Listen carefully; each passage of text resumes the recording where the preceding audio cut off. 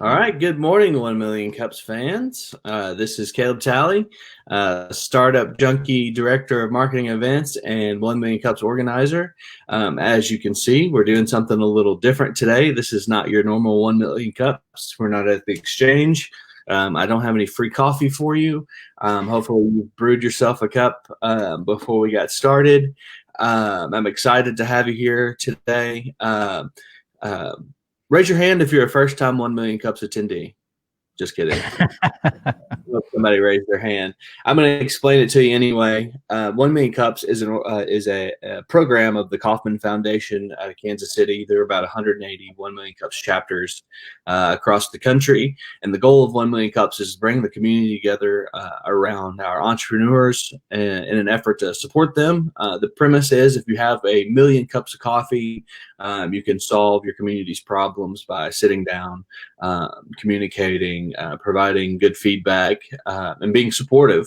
So that's kind of what our goal is at 1 Million Cups Bentonville, is to be supportive of our entrepreneurial community, and we're excited to do that today. Today we have a presentation from Brian Fitton of Go Rogue X. Brian has been a 1 Million Cups regular, and he was scheduled to present at the exchange in Bentonville. I think it was in April. Yeah. So that, the world turned south and we weren't able to do that.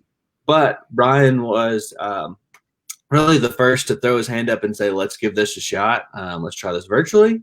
And we're so glad that he's volunteered, and, we're grateful for him and his staff for helping us put this together. This is going to be fantastic. So thank you, Brian. So we are live on Facebook Live, on the 1 Million Cups Facebook Live page. So if you have a question or a comment as Brian presents, just go ahead and drop those questions in the comments. You don't have to wait till the end like we typically do. You can go ahead and drop those questions in the comments, and once he's finished, I will relay those questions over to Brian. But other than that, let's rock and roll. Brian, it's all you. Awesome. Thanks, Caleb. Appreciate it, man. All right, well, let's see. We'll switch over here to presenter mode. So that way you guys can see kind of our presentation that we're going to be putting up on the screen for you. And once again, like Caleb said, drop any questions that you guys have in the comments. So I saw Rachel said, hello, Caleb. So there's a big shout out there for you, Caleb. But we'll put those questions up at the end of the presentation. So if there's anything that you guys have, any questions, we want to make sure we address those, and we'll do that at the end. So anyway, thank you guys so much for joining us today. So at Go Rogue X, we understand that video marketing specifically is really overwhelming for a lot of businesses. And so we try to do it the right way, whether that's live streaming or video podcasting. We make sure that you have a face to your brand. You kind of stand out from the crowd. And so I wanted to kind of start off with a story here real quick. And so imagine that you're Jeff, right? And so Jeff, basically he's a marketing director for his company. He does sales. He kind of wears a lot of hats, right? And so he comes back from this conference where Gary Vee says, hey, you need to be putting out a ton of content on all of your social platforms. You need to have a blog. You need to have Instagram. You need to be, doing a podcast. You need to have a YouTube channel. And he understands that. So Jeff's like, man, I know I need to be doing these things, right? And so he walks into his boss's office and says, hey, we need to start this up. We need to make sure that we are giving value to our clients and giving value to our audience, and making sure that we become the face of our industry for this. And so Jeff's boss says, all right, man, that's fine. Go ahead and do it. He's like, we don't have a ton of money. We don't have a ton of time for you to be doing this, but you know what? Let's try it out. I know that we need to be doing something new. We need to be in the space. We need to be on social media. We need to be doing all those things. And so go ahead. So Jeff basically comes in and he's like, awesome. He's fired up. He's ready to go. I'm going to start a podcast, a YouTube channel. I'm going to doing all these social media things. And then he sits down in his office and he starts to research.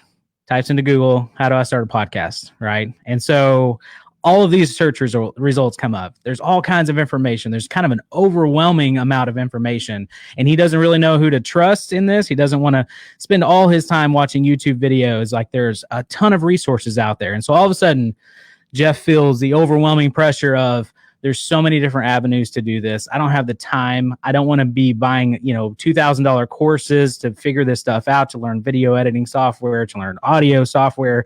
I just don't have the time for this. All of a sudden, it all sets in on him, right?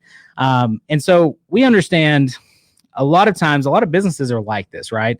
They have this overwhelming information overload, right? They don't know where to start. They want to put a face to their brand. They want to make sure that they are recognized as kind of the go-to in their industry, right? But they also, want to be able to not waste any time or money. And so we understand that, and that's kind of where this idea for Go Rogue X kind of came out of. So one thing that we need to hit on, right, is the average B2B buyer's journey. They consume about 13 pieces of content before they buy from a company. Also, video represented 82% of all IP traffic by 2021. And actually, that is going to be increased even, I'm sure, even through obviously this COVID crisis, this pandemic that we're going through. I mean, the video consumption has just gone up like even more. And so this was an older study by Business Insider.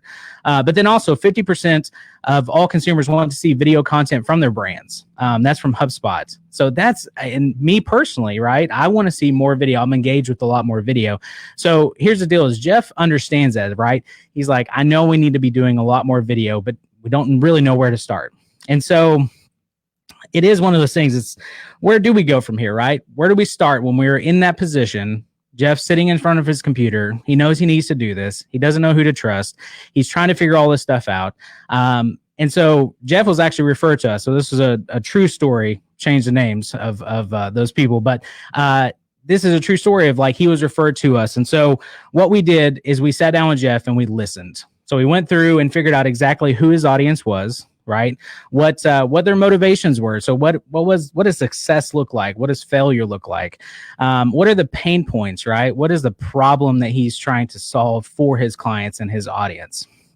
And so once we did that, we set out and we said, you know what, Jeff, we're going to go through, we're going to build out a plan for you, right? You're going to understand exactly what we're doing, why we're doing it, and then also what all is involved in making sure that you become the go-to resource in your industry.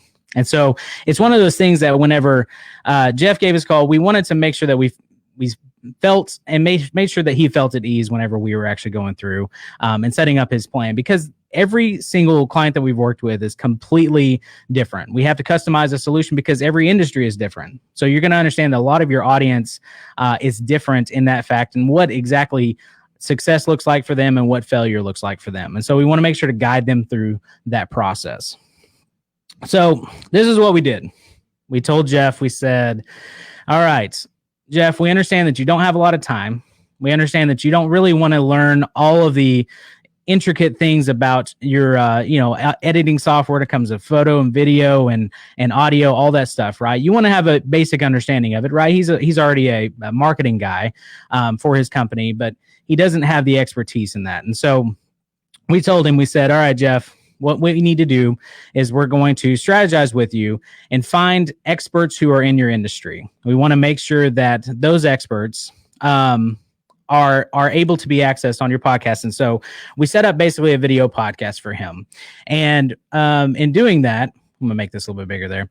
In doing that, we wanted to make sure that he was a face for his industry. And so video podcasting seemed to be the right fit for what Jeff was doing. And so we told Jeff, okay, here's what we're going to do. We're going to go through and actually find these guests for you. Who are the experts in your industry? Who are the people who are already kind of making waves, right? And get them onto a podcast. You're going to record once a month. You're going to record 4 interviews through Zoom, which we all know now. We're all very, very familiar with Zoom.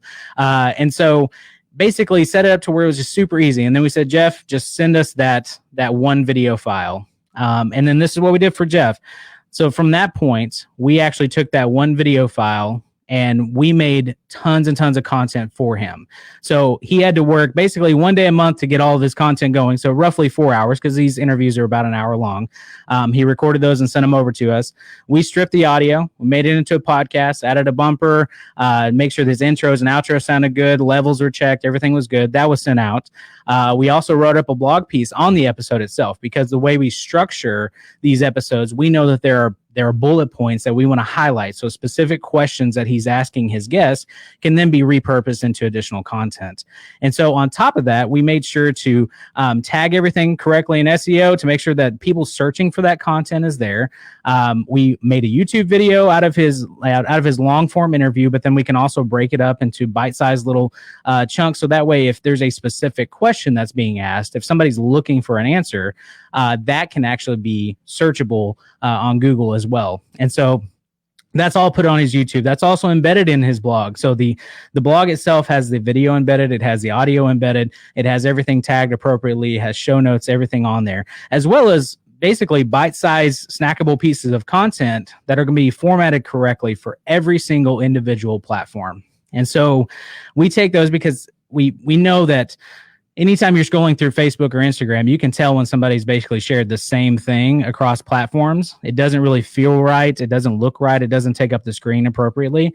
And so it is one of those things that each platform has its own individual ways of making sure that content is consumed correctly. And so we want to make sure the copy is correct as well, because when you're on LinkedIn, you're consuming different types of content than what you would be for maybe Instagram or Facebook. It's all completely separated. So we want to make sure that everything in that sense is appropriate for that platform. And so basically breaking it all down, we want to make sure that everything, all the content, everything like that is sent back to the landing page or website, because that's where you start to interact with your customers. So if you're just saying, hey, check out my podcast, and you're sending them directly to Apple, they're not going anywhere other than just Apple, right? And so you want to make sure that you're able to interact with them and find more information, make it easy for them to find out more information about you. And so we want to make sure that all that traffic, all those pieces of content, drive them back to one source in one place and make sure that they are interacting with you. And so specifically for Jeff, we made all of this content. So this is just a little taste of what we did for one interview that he did with a guest. And so this was actually a keynote speaker that was at a conference, and so he was able to interview him, and we designed all that content around it and got some good traction off of it, because this speaker is an author. He's an expert in the industry, and so that showed that Jeff is actually, him having these high caliber guests on his podcast makes him a resource as well. So what naturally happened for Jeff is he stood out from the crowd because no one else in his industry is doing this, right? Especially in the B2B space. Nobody specifically for him was interviewing high-level guests, was coming on to provide additional resources and content. And so naturally, he became a face for his industry, right? He built trust because he was not asking for a sale all the time. He was just providing tons and tons of content. And then all of a sudden, he just became the go-to resource. And what naturally happened, organically happened, was he started interviewing potential clients. And all of a sudden, people who he had been trying to work with for years and years got to see his face continually on screen all the time, interviewing and providing value. And so naturally, it created more foot traffic into his door, and then more prospects for his business. And so what we've developed over time is a way to be able to actually integrate a lot of this lead generation into your podcast. And so with him, he's finding people, hey, I would love to work with them, or hey, I've been trying to work with them for years. Let's invite them on the podcast and just talk about their business. No expectation of closing anything, but just building a connection. And so that's one of those things that we try to focus on is vanity metrics do not matter. We understand that, having the largest amount of followers or likes or comments or anything like that doesn't necessarily equate to money, right? It doesn't help actually build your business when it comes from a monetary value, right? But what does matter is the connections you're making. And we all know this. You've probably done this yourself. I've done this myself, where you're scrolling through Instagram or Facebook and people's videos keep popping up, and that face keeps popping up, and you see them, but you don't always necessarily like the video. You don't put on the comments, man, this is great stuff, I love this. You don't always do that. And so a lot of times you'll see that person though time and time again, and all of a sudden it's like, hey, there's one piece of content that makes you interact or reach out to them, say, hey, I'd like to do business with you. That has happened to me, and I'm sure it's happened with you. So a lot of times that's what we say, the vanity metrics, they don't matter. It is one of those things that you want to make sure that you're focusing on that connection that you're building with them. So we here at Go Rogue, we try to make sure that businesses, like I said, they're overwhelmed with a lot of the video marketing stuff, but we want to make sure that at the end of it, you're feeling confident in what you're doing with your video marketing and saving you time to where you don't have to invest all this time into learning all these softwares, learning all these platforms. You can do what you need to do, which is run your business and be the face for your industry and not have to worry about everything on the back end, but still have a major impact when it comes to this digital world that we live in. And then also making sure that you're making those connections. And so that's us. Make sure if you guys have any questions or anything like that, make sure to reach out. We're here in Rogers. You can reach out to me personally on my email address, but then also just visit us at gorogex.com. So I'm going to bring Caleb back up in here. I'm back. There he is. There he is. Great presentation, Brian. Appreciate that. 100%. And we do have some questions already for you. Going to throw them at you. One from Alex. What is the dark horse social platform we should be paying attention to right now? The dark horse, man, that's an intense question there.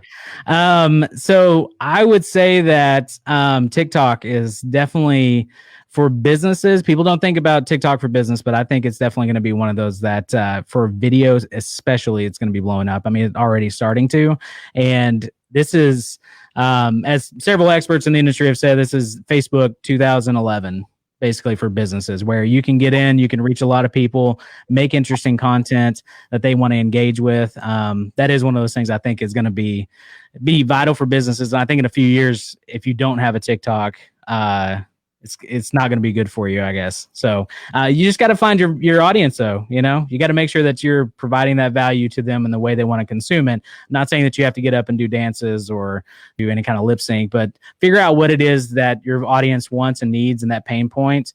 But then produce those videos so that way TikTok users can interact with you there. That's what I was going to ask. As long as I don't have to dance, we're good to go. We have another question from Alicia. She asked, what video editing computer program do you recommend for beginners? I would say if you're a Mac user, iMovie is fantastic. There are several, if you're creating specific video for Instagram, all that stuff, wave.video is a great one that we've used in the past. I'm trying to think. DaVinci Resolve, that's another web-based one as well. That one you can kind of get into. That's kind of getting into that medium side. But I wouldn't spend a ton of money on video editing software. There's a lot of basic ones that you can do. Ones that are included, like even Movie Maker in Windows. That's a great place to get started. And so you can kind of learn what timeline editing looks like and dropping different clips and stuff in there. So there are new ones coming out every single day, and web-based software is becoming a very big thing and easy to interact with, easy to work with. And I would say just start there. Cool. Nathan said he's got his podcast set up finally. How does he get more people to listen? How do you get more people to listen? Nathan Otwell. Actually, Nathan's been a guest on our podcast, the Do Marketing Differently podcast, because he does marketing really well. But I'm so glad that you have your podcast up, Nathan. That's awesome, man. So interacting, getting people to listen is definitely tough. And so I think if you're going to go an organic route, it's being on other people's podcasts, that cross-pollination, being able to interview different people in your space that maybe have a podcast. So if you see that they're already a podcaster, I would interview them first and then obviously ask to be on their show as well. If you're going to go a paid route, there are a lot of ways like Stitcher, and even Spotify already have it set up to where you can actually basically be in front of that audience and say, hey, check out my podcast. If it's something similar, kind of like a YouTube pre-roll advertisement, you can actually go on there, because it's going to be hard to get people specifically from Facebook or Instagram paid to jump to a podcasting platform if they're not already there. So you may waste a lot of time and money if you're trying to do that. But being able to be on those platforms already and use some of that paid traffic is really the best way to do that. But organic is by far the best way. I apologize, and we'll send this out later, but there's a statistics basically showing that most podcast listens come from personal recommendations, not from new and noteworthy, not from paid advertisement, but personal recommendations. And so that's why we make that content that's easily shared, especially for your guest who's on your podcast. They can share out that content. A lot of times that will help drive traffic back to your podcast. So Roth asks, what would you say are some keys to growing an audience organically, especially if you're in a fringe industry? Man, I'm gonna tell you, fringe industries or that niche industry, I think are just the ripe for the picking right now, especially when it comes to podcasting, when it comes to social media, because I imagine a lot of your uptight business people are not doing podcasts in that space. And so honestly, getting started in that space, if you already have a podcast, kind of what I said before, to be able to grow it in that previous question. But I would say, go in your industry and find out who's doing what, because a lot of times you're going to be the only person, or there's only going to be one other person or two other people that are in your industry. It's not going to be saturated. Now is the time to kind of get in and do that. And I think just, again, interviewing potential clients, interviewing your additional guests, getting on their podcast is going to be the best way to grow that audience. So that's a great question. Andrea asks, how can older generations access the newer social media trends without making it look forced or cheesy? That is a great question. I would say that, again, being true to yourself, being authentic, and I hate using the word authentic, but find out exactly on that platform how people are consuming that content. Because I referenced it before. When you go to LinkedIn, you're looking for a specific thing. When you go to YouTube, you're looking for a specific thing. Facebook, it's all different. And so knowing that platform, knowing, hey, I can be, a little more photo driven or, creative on Instagram. But when it comes to LinkedIn, I want to be a little more business with my copy, right? I want to make sure that I'm hitting home all those points. If you're trying as in that older generation of, even getting on TikTok or something, there's an attorney on TikTok that is kind of blowing up right now. And he's engaging with the platform, but he's also acknowledging like, hey, I'm an older guy, and so I'm not necessarily going to be the one doing all the really cool dances and stuff like that, but he's still kind of being true to himself, which he's a little playful. And so that, I think, again, don't try to force it, be true to who you are and be authentic in that moment. And that's going to translate. That's going to make a natural connection for people. So I think they'll want to see that. I do, and I'm sure you do as well. So. And I have a question. Do you ever have, somebody comes to you, and given that podcasts are they're cool, everybody wants to have a podcast. Somebody comes to you and says, I want to have a podcast. We need a podcast for our business. And then you've consulted with them, and they probably aren't the best on-air talent. How do you navigate that? Yeah. So we've gone through several different videos and stuff on making sure to, on how to overcome your fear of going live, or how to overcome your, fear of getting in front of camera, and little tips and tricks. And there are a lot of different ways to do that. But I would say, again, find somebody in your business or industry, or inside of your business who's naturally that person, and don't try to force the other person to be that. So if you're the owner and you're like, I don't really want to do this, that's okay. Right. So if you're better at copy, or if you're better at, just taking photos or something like that, find that person who's already in your business who naturally is that. I would say though, if you're a CEO and you're like, hey, I want my face to be our brand, then there are tons of different resources out there to help you kind of overcome those fears, or help you become more engaging or more charismatic, I guess, on camera. And especially with interview, it's a skill. You have to learn time and time again how to interview well. And I think that a lot of people forget that. They just feel like, well, if I can't do it naturally and just right out of the gate be the best, then it's not for me. But I would say, practice makes perfect in that consistently. That's true. Well, those are all the questions that have come in on our Facebook page, on 1 Million Cups Bentonville Facebook page. Brian, is there anything you would like to leave us with? I know before I forget, I'll go ahead and ask this question, the 1 Million Cups question. What can we as a 1 Million Cups community do to help you? I think, what's funny is I've heard this question time and time again, and I thought about it, Caleb. I was like, man, I need to make sure I have my answer prepared. But we've been out of the 1 Million Cups loop, so I haven't thought about that fully. So I apologize ahead of time. But I would say, if you have or know somebody who is wanting to start a podcast, who's wanting to do, marketing just a little bit differently than just your typical stock video, your typical just, we're just going to put whatever on social media, whatever graphic, and they really are trying to make an impact in the world. Those are the people we want to work with. We want to make sure that we're working with those people who are really trying to do something different, and that hopefully that translates in our client work and who we work with. But I would say send them to us, and then also start listening to podcasts. I mean, podcasts are a great resource if you don't already. There's one of my favorite ones out there, Startup Junkies. If you guys haven't heard of them, they do an amazing job. They have an amazing podcast, and I love those guys over there. But they've also been on our podcast. Just start listening to more podcasts, I think, is a way to kind of get that out there. Share that stuff. People are creating awesome content. Share it out. And I lied. We still have plenty of time, so I'm going to go ahead and throw these last two questions at you, too, that just came in. Three, excuse me. Hope that's okay. Chandler asked, is it possible to get more backlinks on a site without a blog or a lot going on, or a lot ongoing content to cross-promote? So backlinks. Oh, my goodness. Yeah. So, I mean, I would say with Google changing up the algorithms and how they do things pretty consistently, I don't know that you can. I mean, backlinks work really well in the blog format, right? And so you get a lot of traffic to your website using those. So I'm not personally, I can find out an answer for you from somebody who's a lot smarter than me on this, but I don't personally know of another way other than, using blogs, because when you talk about Google, I mean, they're going to be looking for what they would want a reader to look for, right? So they want a natural thing. So kind of all the old tips and tricks and hacks that used to happen back in the day, they've shut a lot of that stuff down, especially the backlinking. There was a lot of just kind of shady stuff going on with that. And so backlinks are great because when you use them for what they're supposed to be used for, right?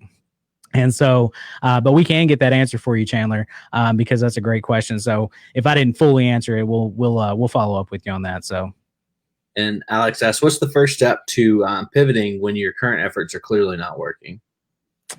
So I would ask first of how long you've been doing that. If you've been doing it for 2 months, 3 months, and you're like, I'm just not getting any traction, we always tell people to go at least a year on your podcast. So when we sign up somebody, we say, be ready to do 52 episodes. Make sure you have the content for 52 episodes. Make sure you have the guest list and all that stuff. That's part of what we do with strategizing, because that would show whether or not you need to pivot after a year. If you've been going that long and you still don't have traction, you still don't have people engaging, then at that point, you should probably look at changing up your content. Is it our branding? Is it our messaging? There's a lot of avenues you can go down, but I would say specifically for video podcasting, go about a year. When it comes to other social media efforts, I mean, different campaigns run for different seasonality. It just depends on, hey, we ran a Christmas thing too long, or we didn't do it soon enough, or hey, there wasn't, there's a lot of factors when it comes to whatever your business is trying to provide. And that's that content that you're putting out there. So just make sure that you're looking at all those factors whenever you start to pivot. All right, and we've got a couple more. I'm just gonna I lied again. That's good. I'm gonna go with Ross's question, and then we'll end on Gerardo's. Ross asks, "Is there a key to driving business once your audience is built, or do you push your product hard via the podcast, or just use it as a space to provide content insight to the consumer and hope that naturally drives business?" So let me read this again here real quick. Is there a key to driving business once your audience is built? You push the product hard via the podcast. So I think it's just another source, right? And so what you have to learn is people consume content differently. And so Lauren, who's my co-host on our podcast, it cracks me up. We always use this as an example. She was not one to listen to any podcast before, and she was going to be a co-host on our podcast. It cracked me up. And so now she does listen, but she's definitely more of a reader, right? And so she's naturally going to go to content that she can read, and or a YouTube video or something like that, not necessarily audio. And so as long as you have basically everything out there. So if you are launching a new product line, right, I would say tailor that content for each of those platforms. So make sure that that's what we do. I mean, we make sure it's out on every single platform, because you're going to consistently see people who would only watch video. They're going to watch a long form podcast for an hour, right? Compared to people who, hey, I want the show notes. I just want to look through and read exactly what it is. And so if you're launching a podcast, I would say, or a product, I would say to put it out everywhere, because everybody's going to consume that content differently. So it just depends, again, on the product itself. But that's a great question too. All right, and this is going to be our last question for you. Harara asks, which Ninja Turtle would be the best entrepreneur and why? Would be the best entrepreneur. I mean, my favorite is Raphael, but I don't think he would be a great entrepreneur. I think it's going to be Donnie. Donnie's like the guy that's, tinkering with all the stuff. He's always coming up with a new, it's so sad that I have all this useless information about the Ninja Turtles, but yeah, Donatello is going to be the guy I think is going to be the best entrepreneur, but he needs all of his other counterparts to help him, right? He needs Mikey to oh goodness, we could go down a whole thing, but that's why you need a good team. Gotta have a good team around you. Would you agree with that, Caleb? Absolutely. Team is important. Absolutely. All right. Brian, again, thanks so much for doing this for us. Great presentation, especially for those of us who have been so excited to get back to some sort of normalcy with 1 million cups. We're back. Just some notes to throw out. This is new for all of us. This is an experiment. So I think right now we're toying with the idea of doing this bi-weekly until hopefully we can meet again at the exchange this summer. If you have some input, some feedback, and this is to the audience, drop in the comments. Let us know what you liked, what you didn't like. If you want it to continue to start at 8, 30 minutes, you want to see it at 9, let's talk about it. This is 1 million cups is for the community. It doesn't belong to Startup Junkie. It doesn't belong to Bentonville or the exchange. It belongs to the community. So the goal here is to create something that the community will enjoy. So give us your feedback. We want to know what you want as a community. Just some notes. I usually provide announcements from Startup Junkie about events. Those events, of course, are virtual as well. I would recommend anybody who's interested in some more virtual webinars to look at the Startup Junkie Facebook page. Under our events, we have one today on marketing at noon. I apologize for the exact topic, but we've been doing a series with our partners in Conductor every Wednesday at noon. We have a marketing webinar.